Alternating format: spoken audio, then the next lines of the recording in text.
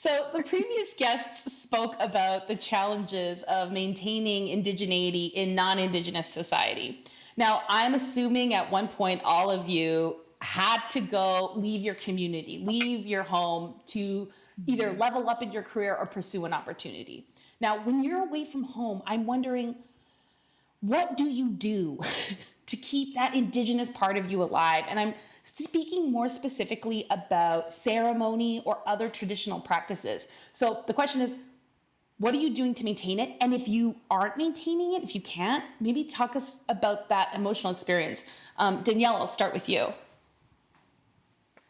Oh, yeah, that was a tough question. I always think about my indigeneity as, being really attached to land and water and where I come from. And so much of my identity was attached to my father, and he actually passed away in 2012. So that was a very difficult time for me in finding out who I was and where my place in society was in this world. And then I had my daughter. She's now 6.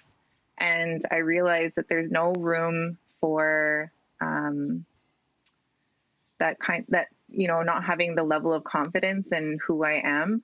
And I need to be a great example for her and being an Anishinaabe person. And so really it's just living that everyday lifestyle and those values and those teachings, and doing a lot of role modeling for her and also taking her back to the community. I live in Winnipeg. I grew up in Kenora. I'm only a couple hours away. So if I can take her to a powwow, or we go to like fall or spring feast, or we do smudging on a daily basis, and just really, really grounding ourselves in those very basic teachings and traditions, it makes me feel very, very strong and having a good sense of who I am and who she's going to become as well, because I know that she's going to have her own challenges when she gets to that age and starts questioning her place in the world.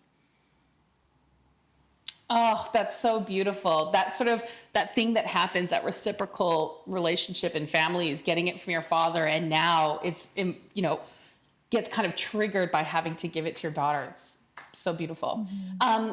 I think my next question, I think we can sort of just dovetail this a little bit to Anna.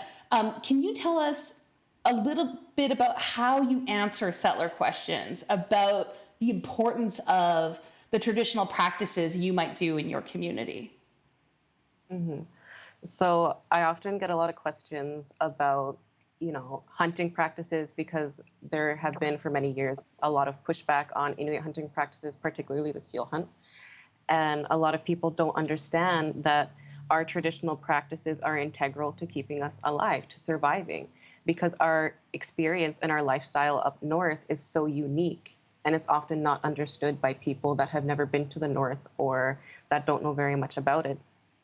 And so I always try to talk about Inuit culture, to educate in a way where I'm providing knowledge from my community, from my experience, in a way that is not sensitive, but that can at times be easier to digest. And then as, the conversation goes on, I like to dig deeper, and then challenge people's thoughts and challenge their ways of thinking. Why would you think something like that?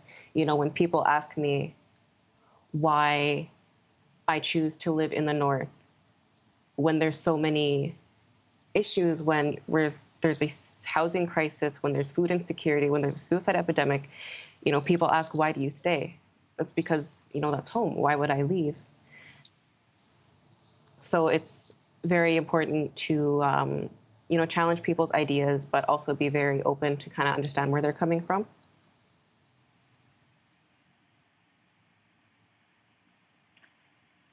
Yeah, I think when I think about like ceremony, I have a hard time with ceremony. Ceremony isn't super accessible to trans people. It's not really, it's just not accessible a lot of the time. So when I think of like the kind of ways that I bring like community and like that to me, I think a lot about kinship. I think about how I surround myself with like queer Indigenous people, mostly artists, because we're all artists and we're all wild. And yeah, I'm really excited to be like a part of that community.